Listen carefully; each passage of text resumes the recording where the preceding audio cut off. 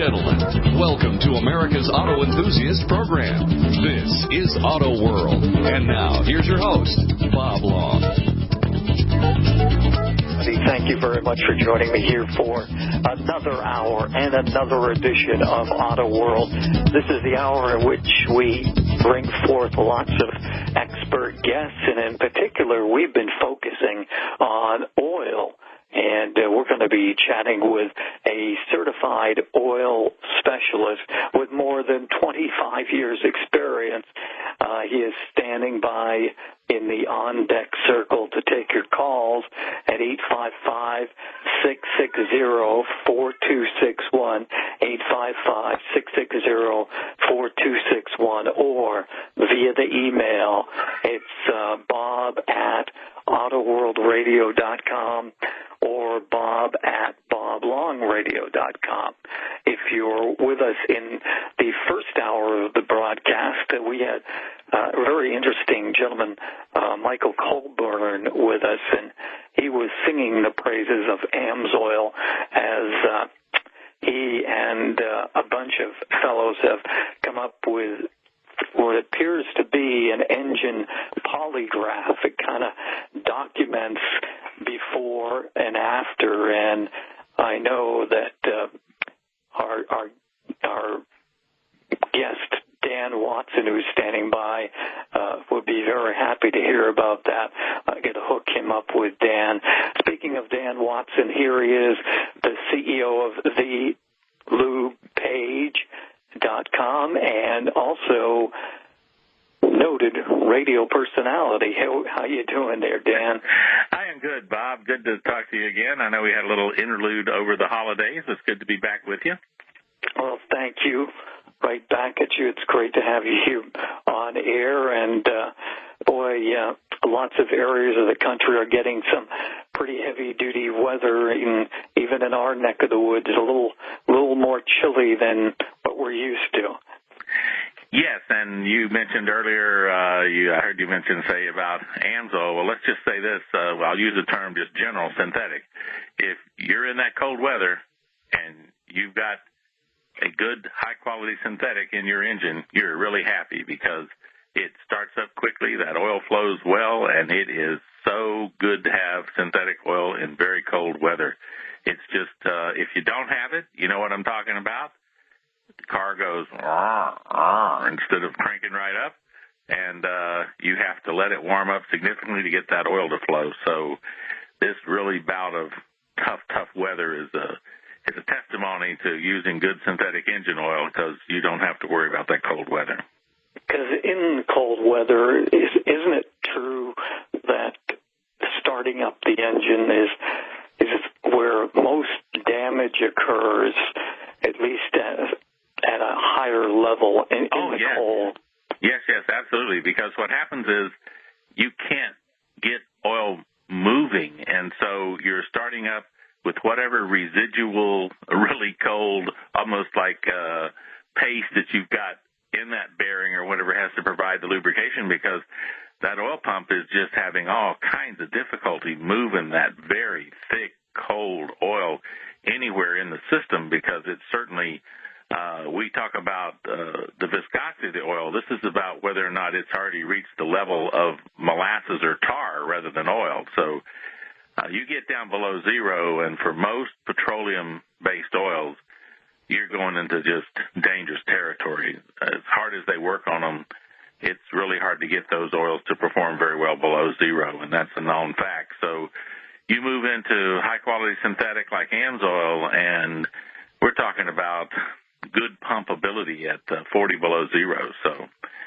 wow. It's just, cool. It's night and day difference in cold weather. Same thing when you get to the really high temperatures on the other end, but that's the advantage to using quality synthetic engine oil is its wide temperature range from well below zero to above, 350 degrees for operating temperature. So you really get what you pay for, and you recognize it in those extremes. And when those extremes hit, you say to yourself, boy, I'm glad I got that synthetic oil in the last time the oil was changed, because this is a real bear of a winter, and that's one thing you can take off your worry list is whether or not your engine is well lubricated if you've got a good synthetic in it.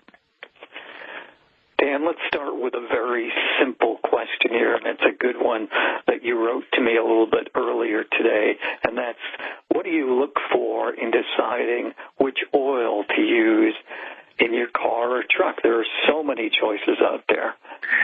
Yes, and we'll start out with saying that when you want to decide what the technical specs of the oil are, the first place you want to go is always to your owner's manual. I have a lot of people go, oh, I thought I'd go online. No, don't worry about all the new modern technology, going online and all that. Go open the glove box of your car and take out the owner's manual and see what Toyota, Nissan, General Motors, Ford, Dodge, Mercedes, see what those guys said they want you to run in that engine. And I always defer to that because they pay some big money to some qualified lubrication engineers to determine the correct lubricant to go in those engines. So we should stick and trust those guys that they know what they're talking about, because that's the whole reason that they get paid what they get paid, is to come up with those recommendations. So you don't need to go hunting to see what Joe Bob said on the Internet. Go to your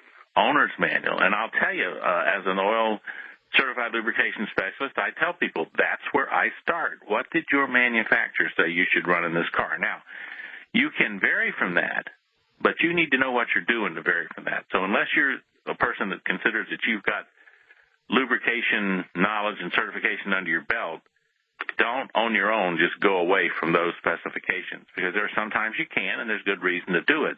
But in most cases, you stick with what the manufacturer recommends, because that's what they've tested, that's what they've certified for their engine. Now, that being said, we had a show some time back where we talked about, what the labeling is on the oil bottle, because in that section of your owner's manual, it's going to tell you should use a 5W20, a 5W30, a 5W40, whatever it says, and then it's going to say that meets the following API specification or classification, and that's going to be currently an SN-rated gasoline engine oil or a CK4 diesel engine oil. So once you've gone there and looked and said, okay, I got to use 520, and it's got to meet this API SN rating, then when you go to the store and you look and you say, okay, here's XYZ oil, the manufacturer, and it says on here that it's API SN rated. Okay, that's what I got to have. And here on the front of it, it says that it's a 5W20. Okay, this oil meets the spec from my owner's manual. So that's the first step. Always figure out how to comply with the owner's manual and get the correct classification and viscosity for your particular vehicle. Now, that's the easy part once you've done that, because now we move into, well, whose oil should I buy and what should I really be looking for in this engine oil to make sure that I'm going to get the best protection for my car? Because I find a lot of them that are SN rated, but what's the difference between this oil here, say you got a Valvoline here and a Quaker State there, and then over here you see a Mobil, and then you see an AMSOIL, and you see that some of them are petroleum. There's this one over here which is a blend. I wonder what that means. And then there's these others that say that they're a full synthetic, and then they got this AMSOIL, and I wonder why they say on there it's 100% synthetic. How is that different than the guy over here that says full synthetic? Okay, so you got these questions kind of running around in your mind, and that's what I want to take a few minutes and go over, is how you sort out those things that tell you how good this oil really is, its quality, okay? So we got a break coming, but we'll answer those questions and more when we come back.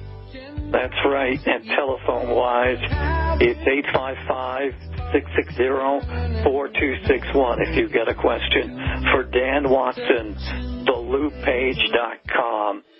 I'm Bob Long. Don't go away. Giving your radio a broadcasted tune-up. This is Auto World and your host, Bob Long.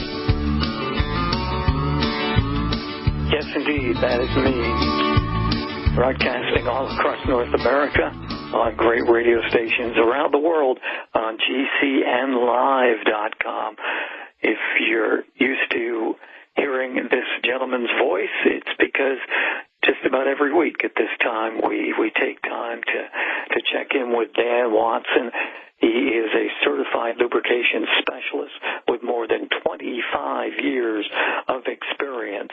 So if you've got a question, please give us a call at 855-660-4261. Dan, before that last hard network break there, you were kind of summing up a little bit about oils in general. Why don't you finish that up, and we'll move on to hopefully a call. Yes, Bob. What I was saying was that once you have been to your owner's manual and you know what you're looking for as far as the classification SN currently and or CK4 for diesel, and then you know the viscosity, you're looking for a 520 or a 530, now you go and you want to buy something that has quality, okay? And let me be clear, because it says it needs the SN classification, that is the minimum standard, not the max. So it means it meets the minimum standards established through testing to carry that classification. And what you have to do is determine how do you sort out the 15 or 20 oils at the auto parts store on the shelf, or the ones that you see. How have you got any idea of what you're trying to buy? It's kind of like how do you sort out tires, same sort of thing. Well, the first thing that I tell you to do, and, you know, it's just a reality of life, is be leery of new oil that you've never heard of and you don't even know how long it's been around or anything that's to do with it. There have been a lot of fraudulent oils put on the market, and different states, consumer protection agencies have fined and kicked out of the state and done those kind of things to some of these fly-by-night organizations.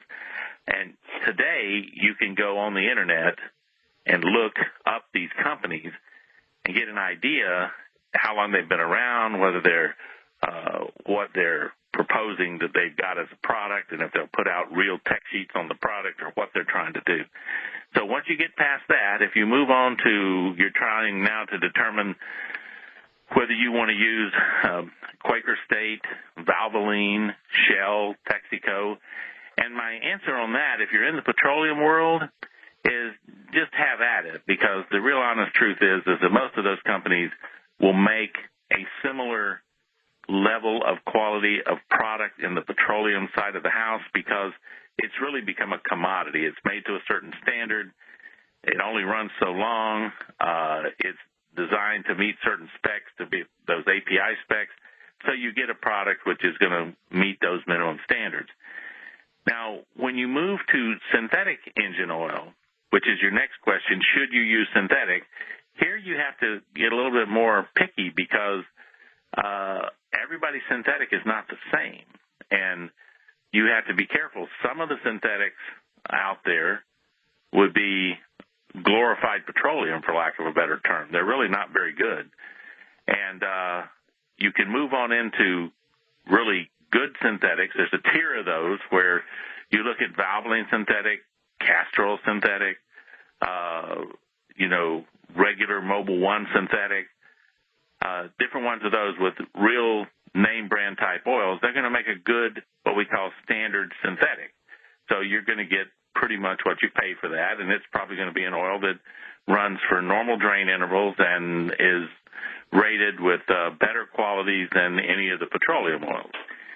Then you go to another tier, which would be the Mobil annual oil change oil, the AMSOIL premium signature series oils, and those two are kind of moving up into a category of their own. So now you're looking at these and saying, well, okay, these guys cost more, but boy, they purport to do more. So what do they do? Do they really do more? What is going on here? What do you want this oil to do anyway? So we mentioned it earlier because of the hard winter.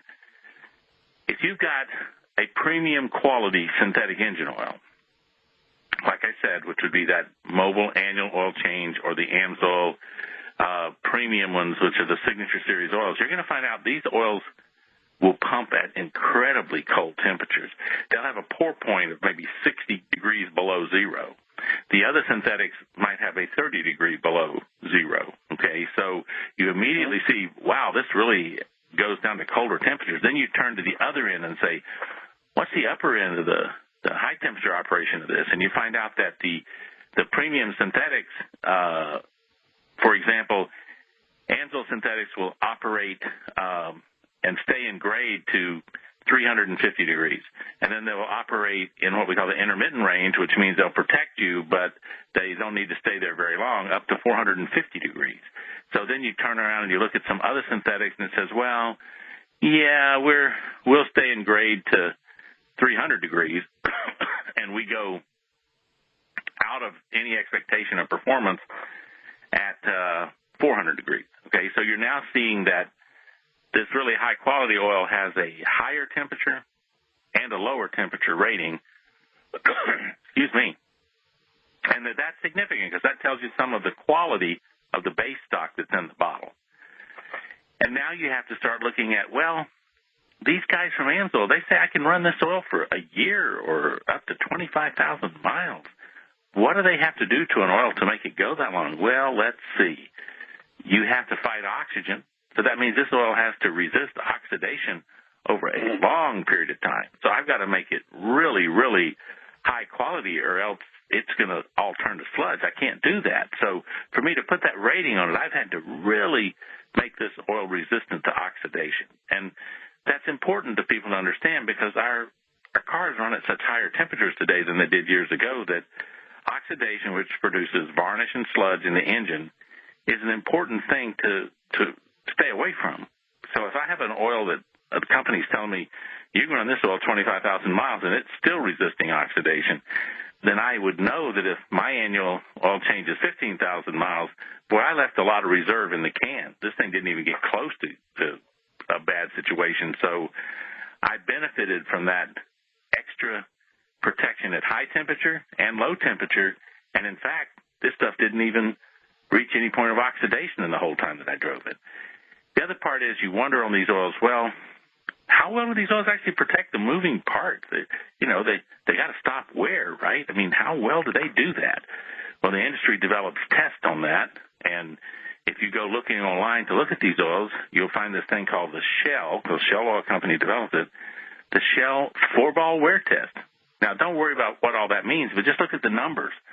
The smaller the number, the better the oil. You won't find one that has a smaller number than Amsoil synthetic. And the reason is because, again, they make that oil to last a long time. That anti-wear package has to hold out. It can't die in 6,000 miles, and we tell you to run the oil 25,000. You just can't do it. The mobile numbers will look pretty good, okay? But these are the things that you do some due diligence on as you look online, and you can really start to sort out which oils are the imposters and which ones are the real thing. Some really great advice from Dan Watson. LouPage.com. Check it out. We'll take a pit stop and then more.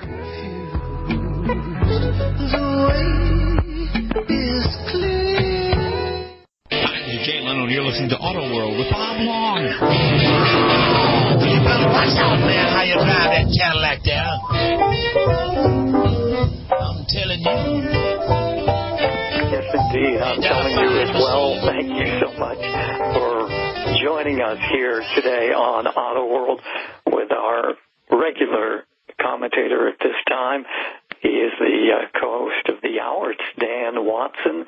He is the gentleman who is the CEO of the LouPage, a certified lubrication specialist with more than 25 years of experience.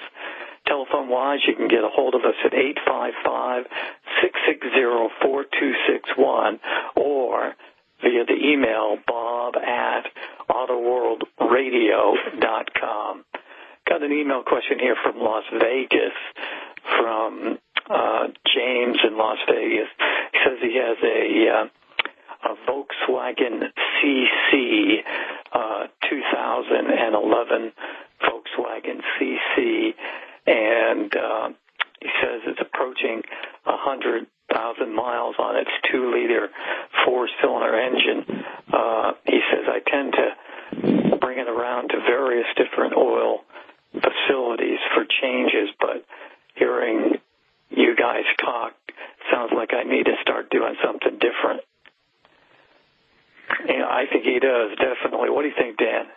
Well, Well, here's the thing. If you're religious about changing the oil at a 3,000-mile interval and you're using a decent petroleum engine oil, you can probably get some significant life out of the engine. The problem with that is that there's two things in that regimen that might catch up with you. One is, let's say in Las Vegas in the summer, maybe you run into a situation where things start getting a little too hot, whatever the reason is. I'm not familiar with that particular vehicle, whether it's one of the Volkswagen water-cooled or air-cooled, but I think it's probably water-cooled. Water-cooled. In any case, you can find yourself in a situation where you got the air conditioner going, you're stuck in blasted traffic, the bottom of the engine is sitting above 140-degree concrete or asphalt on the road, and next thing you know, it's getting hot. Well, you got to start asking yourself in the back of your mind, how good is that cheap petroleum doing in there right now? Is it really going to protect me through this period of time? And maybe you don't have an engine seize or anything, but you could have gotten some very thinned out oil. It could have dropped past 20 down to 10 weight or smaller oil, and you get some accelerated wear. And you don't notice it because it's not a big deal. But you do notice on the next time that it's time to change your oil that you were down a quart and a half. That's because in that period of time when you had that overheating condition, you wore some life off of those rings, and you start to push blow-by past the rings and pressurize the crankcase, and you're blowing oil vapor into the intake of the engine and burning it, and you probably don't see anything because it's a light amount, but over time it consumes it. All of a sudden you're consuming oil and you don't know why. It all goes back to that time when the car got too hot and the oil couldn't protect the rings and you wore the rings down. Those are the kind of things that happen inside the engine. You don't even know they happened, but they happen, and they catch up with you later when you start seeing high oil consumption and other problems, loss of power, loss of compression. You don't know what happened. So, yeah, I would say that you can pour a lot of oil through the car on 3,000-mile oil changes, or you can upgrade to a good synthetic and do annual oil changes and get better protection for less money. Because think of that. If you drove 15,000 miles in a year and you did 3,000-mile oil changes, that would be 5 oil changes in that year. Yeah. Let's say that those oil changes are $25 a piece. That's $125. Say you got the synthetic oil change for $89.95. Well, goodness, I got better oil for a good $45 less spending over the year than if I used the less quality oil. And besides that, I didn't have to go 5 times to the place and tell the person, no, I don't need windshield wipers. No, don't change that. No, don't try to sell me that. All I had to do was go once a year and say, yep, I need those windshield wipers. It's been a year. Those are worn out. Put me some new ones on. But I always hate it when you have to go to these places, and I know they're trying to make money, and God bless them, but they start hounding you with all these other things that you need to buy, and all you really want to do is get the oil changed. And so you can avoid that, get better protection, spend less money, protect yourself in the higher temperature range, which can happen sort of unexpectedly at any time. So I'd say the reason you change is the guarantee of better protection in extreme conditions, especially when you live in a hot climate like Las Vegas, and you can actually do it and save money. Which is a win-win for everybody. Yeah, it is. It's really, as more people begin to understand this, it's just not a rocket science decision. Let's see. It's kind of like when a guy used to say, well, give me another set of those bias-spot tires that are good for 20,000 miles, right? Then somebody comes on one day and says, how would you like to buy a much better, safer, higher speed, higher load rate, higher temperature range tire that's good for 80,000 miles? And you can skip those 4 tire changes that you were doing with that bias-spot tire. And the light finally comes and you go, that makes good sense. Why am I coming in here 4 times to buy these tires that wear out so fast when I can get a higher quality, safer tire, and it'll last 4 times as long? And it doesn't cost 4 times as much. It costs twice as much, but goes 4 times as long. So sure. I can figure that out, right? Well, it's the same thing with synthetic oil. It's why, listen, AMSO's been selling extended drain oil since 1971. Mobil's been selling extended drain oil since 1973. And Mobil recently followed AMSO's lead and came out with what they call their annual change oil. And what I say from AMSO is thank you for the certification, because that's what we've been saying, and people go, oh, what does AMSO know, Well, here's one of the largest oil companies in the world with a huge synthetic division that has basically followed the lead of AMSO and said, you know what? you can actually produce oil that you can warrant for up to 1 year. They do it for 20,000 miles. We do it for 25,000 miles. And my answer to that is, well, thank you very much for confirming that our theory of oil and oil changes has been working for the last 40 years, you know. So it's a no-brainer, and I hope people hear that and just understand it. Stop hesitating. You'll spend less money, get better protection. Your car will last many, many years longer. It's the right thing to do. So another great word of advice from Dan Watson, thelubepage.com, and you can actually write Dan right at thelubepage.com, and that's where I picked up this email to pass along to you, a little note at thelubepage.com. Hi, Dan. I heard you on the radio last evening, so I thought I would send you a note. I have a 2008 F-150 5.4-liter truck. It has 170,000 miles in it.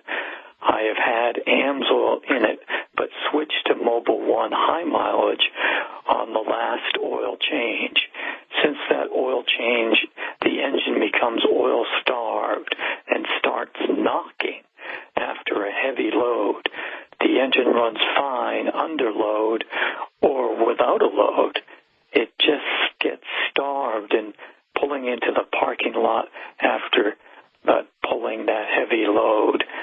Would AMSOIL help this? If so, which type, which weight, etc.? I'll be moving to Tennessee from Orlando, so I will be driving in colder temperatures. So he's given us a lot of great information. Yeah, a lot of information. Let me try to get through it before the break. Here's the thing in this question. First thing you pick up on, he's been using Mobil 1 high mileage. Now, that's not a synthetic engine oil. Mobil 1 high mileage is a good grade petroleum with an enhanced additive package to try to help cars that have got more miles on them, okay? I always say, why do you have to enhance the additive package when they got more miles? Why don't you start that way and you'll never have a problem? Put more additives in to begin with, get better protection to start with, and you won't end up having to, quote, buy a high mileage oil. All the oils that AMSOIL says could be just rated as high mileage because they have a very robust additive package for extended drain intervals, which makes them more than qualify for what they call a high mileage oil. Now, I knew we weren't going to get it. We'll finish this question after the break because it takes a little bit of, divining here to figure out exactly what's going on with his problem.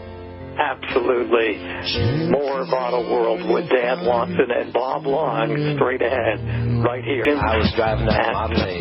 AutoWorldRadio.com, Bob at AutoWorldRadio.com, via the telephone at 855-660-4261, or you can send a note directly to Dan Watson. He's our go-to guy when it comes to lubrication, a certified oil specialist with more than 25 years of experience. And Jim wrote directly right to Dan at thelubepage.com, and you were wrapping up your thoughts on all of his very, very interesting question.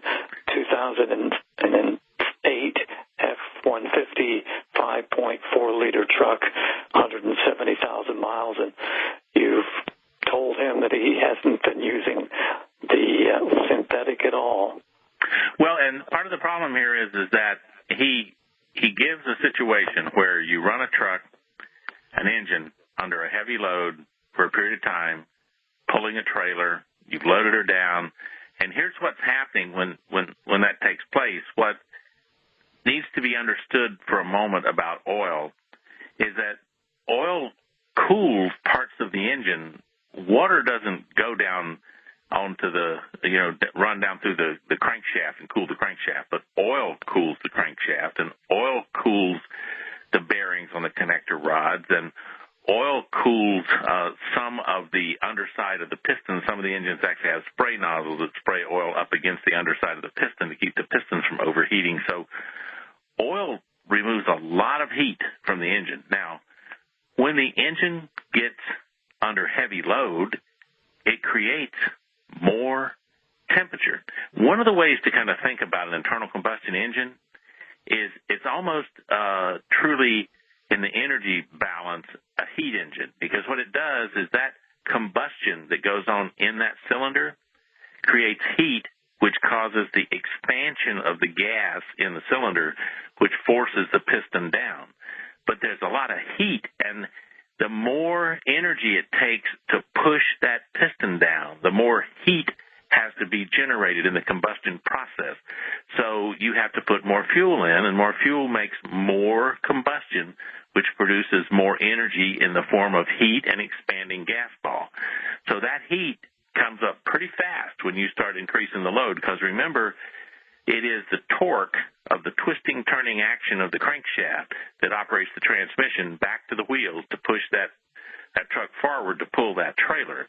So in the world of engineering, that says that I got to produce a lot more energy in that cylinder in order to move all of this mass forward, okay? So I'm doing that, and the temperature is going up in that inside of that engine, and the oil is just removing that heat. So here's what we have. The oil has to come down the what they call the water jacket of the engine to release the heat to the radiator, and that's around the head. There's a water jacket. The oil comes up there and flows down back to the oil sump in the engine, and a lot of on these trucks we'll have an oil cooler up in front of the radiator that we're actually circulating engine oil into to get rid of heat. But that oil gets hot, 75 to 80 degrees hotter than the thermostat temperature under load, sometimes more than that if you're towing a big trailer. So that means if the thermostat's set around 205, we're up there between 280 and 300 degrees on that oil. Wow. Yeah, and I can tell you that that oil that he's running, it's not doing well with that. And so what happens is as long as that oil pump is just pumping its heart out, doing everything it can to force as much oil through as it can, we're getting by. But then he pulls her into the parking lot, and he stops, puts it in park, and it starts to idle, right? And all of a sudden the oil pressure just drops way down, because what's happened is that the oil flow from the oil pump, because it's a positive displacement pump, it's proportional to the speed of the RPM in the engine. So all of a sudden oil flow drops down. The oil is now really thin because it couldn't handle that high temperature. And how you create oil pressure, people listen to this on the radio out there. If you had your garden hose and you don't have anything on the end of it and you turn the spigot on, the water just goes flying out, right? But if you could put a pressure gauge on the, stick it into the side of the hose, you wouldn't have much pressure there because you got wonderful, great flow, okay? But if you put one of those spray nozzles on the end and you begin to crank it down, if you looked at your pressure gauge, as you crank down the flow going out the end of the hose, you'll see the pressure starting to go up.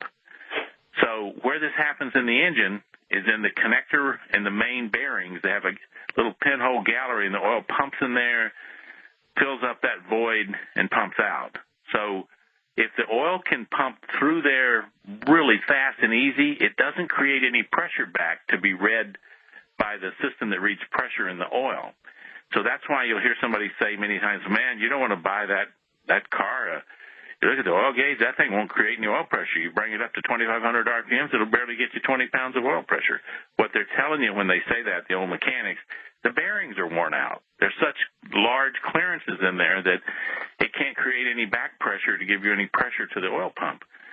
So what this fellow is experiencing is that the engine's hot, those clearances are already expanded because they open up in high temperature, and that oil has thinned so much it's going into that gallery, and it's just bathing this thing, but it's creating no oil pressure. So he'll get an oil pressure light comes on, which looks like there's no oil moving in the engine, but in fact there's plenty of oil moving. It's just so thin that it won't create enough pressure to cause the pressure indication to get above the warning light coming on. So it looks like it's starving it for oil and it's got nothing, but what it is, it's ultimately thinned, and it's flowing through these bearing galleries almost as if they don't exist, and it's like taking that nozzle off the end of the garden hose and watching your pressure gauge that you'd stuck on the side of the hose just drop to zero. But you see all this water flowing out the end, and you say, well, wow, what do I want, pressure or flow? What you really want is flow. So as long as your engine appears to have flow, which means it might have 5 or 10 pounds on the oil pressure gauge if you had one. But if it's still got pressure indicated and it's flowing, and then if you take it up to higher RPM and then the pressure starts to come back up and you see something in the middle of somewhere, you know what you got is a situation where your oil's just so thin and the gaps in those bearings have opened up and it's not giving you any back pressure to show on your gauge and your warning light comes on. So how does he fix it? Yeah, that very same engine, if you were running a good quality synthetic like AMSOIL Signature Series in that application, you would have never got it out of grade. In other words, if you were running a 20-weight oil, which is what that engine actually calls for, if you were running a 20-weight oil and under those very conditions and the temperature was around 300 degrees, you'd still have a 20-weight oil. It would have never thinned out. So you wouldn't see that condition because the oil simply wouldn't have thinned out. Now, you would see a lower oil pressure because at that heavy load and higher temperature, you're going to have an expanded gallery in that bearing. It just can't help it. You know, you have two concentric circles. The inside one is the inside the crankshaft land, and then the outside is the bearing. And that outside circle is going to expand more than that solid crankshaft. So it's going to open up that gallery, and you're going to have a larger area. Now, the reason it knocks is because once that bearing opens up, like it will under high temperature, and that oil is so thin it can't actually fill that complete void. So what happens is when the spark plug fires the piston, it drives the connector rod down, and there's not enough oil to form a hydraulic cushion, so you hear a knock because it doesn't have enough oil to absorb that shock of that connector rod when that spark plug sets off the expansion of the gas in the cylinder. So it's just simply the oil thins out too much, and that's his number one problem. In this case, if he tows a lot in that situation, he might need to move to a 30-weight oil over the recommended 20. Bob, here's the next problem. This is why I tell people you have to be careful if you're going to go away from the manufacturer's recommendation. That truck uses a system called variable valve timing. Now, variable valve timing has some interesting things called phasers. They're very sensitive to the weight of oil that you use, especially in cool temperatures. So I would recommend to this guy that he not go to a 5W30, but he goes to a 0W30 to make sure that he doesn't have a contraindication in his variable valve timing.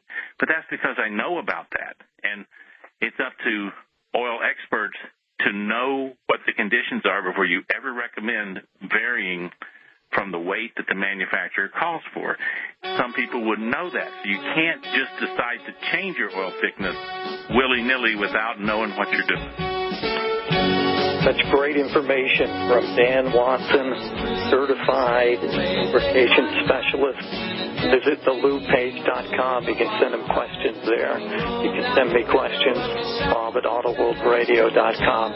Thank you so much, Dan. As usual, great job. All right. Good being with you, Bob. We'll see you next week. See you. Folks, this is Bob Long, host of Auto World Radio, with great news. We have a new sponsor, Dan Watson, who distributes AMSOIL throughout the USA and Canada. Dan is one of AMSOIL's largest distributors. He's a former U.S. Navy nuclear specialist and a certified lubrication specialist with 25-plus years of experience. You can listen to Dan every Sunday evening live at 6 p.m. Eastern Time here on GCNlive.com. Get all of your questions answered and ensure you get the best lubrication for your car, truck, boat, or really anything that moves. In 1972, AMSOIL pioneered synthetic lubrication, and AMSOIL continues to provide the best lubrication money can buy. Get the best advice for the best results. Contact Dan at thelubepage.com. That's thelubepage.com, or call 800-370-2986. That's 800-370-2986.